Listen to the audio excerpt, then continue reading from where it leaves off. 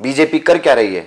BJP ने किया क्या, ये बताइए आप। फसलों पे बात आ जाइए, मुआवजे की बात आ जाइए। जब आज 50-60 हजार रुपये प्रति एकड़ नुकसान है किसान का और आप 7 हजार रुपये दे रहे हो।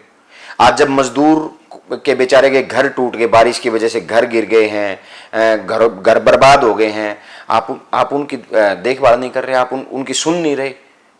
आज मैंने विचारधारा वाला सवाल इसलिए पूछा क्योंकि आजकल तो माहौल देखकर, चुनाव देखकर बहुत जल्दी लोग पाला बदल लेते हैं। बीजेपी ने किया ना, जात पात पे, धर्म के मुद्दे पे चुनाव। राजनेता भी पलटी मारते हैं। बहुत सारे आपकी पार्टी में भी आएंगे, बहुत सारे आपकी पार्टी से दूसरी पार्टी में भी गए हैं, अच्छे पद भी मिल गए हैं। तो मैं ये सवाल बहुत राजनेताओं से पूछूंगी कि विचारधारा बची है कहीं पर, या फिर अपना नफा नुकसान ही देख के राजनेता इधर से उधर जा रहे हैं और इसमें पिसती फिर जनता है। देखिए, हाथ की 5 उंगलियां हैं, पांचों एक सार नहीं है, छोटी बड़ी हैं, सबकी अपनी अपनी सोच है, सबके अपने अपने एजेंडे हैं, सबके अपने अपने मुद्दे हैं। हो सकता है वो उस हिसाब से जा रहे हैं। एक आपको पंगे लेने की बहुत तगड़ी आदत है। ये जानबूझ के करते हैं। ये कुछ लोग कहते हैं कि ये जानबूझ के किया जाता कि सुर्खियां, हेडलाइंस बनी रहे, राजनीति में चर्चे होते रहे, न्यूज़पेपर्स में, चैनल्स में रिपोर्टर्स आगे पीछे रहे।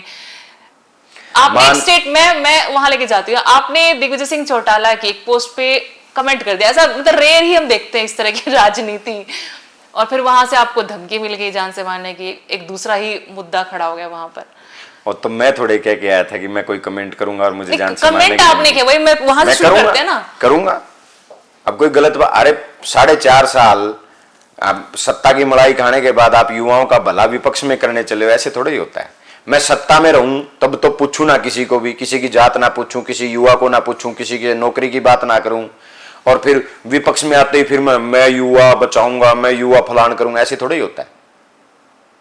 अब मैं लोगों को, हमें, मेरी जिम्मेवारी है। किसान मजदूर ने मुझे विधायक बनाया, मेरे युवा साथियों ने मुझे विधायक बनाया, तो मेरी जिम्मेवारी बनती है कि मैं उनके अधिकारों की लड़ाई भी लड़ूं, उनके अधिकारों की रक्षा भी करूं। और जो इस बीजेपी नहीं करवा पाई अपने मैनिफेस्टो के काम, उससे ज्यादा तो हमने करवा दी। हाँ, 5100 पेंशन होगी, ठीक बात है। 75% आरक्षण मिल गया युवाओं को, सही कह रहे हैं वो। ये गपेड़ लोग हैं, गपेड़ मारेंगे, फिर कोई नई बहस शुरू हो जाएगी, फिर आप कहोगे कि मैं चर्चा के लिए ऐसा करता हूं।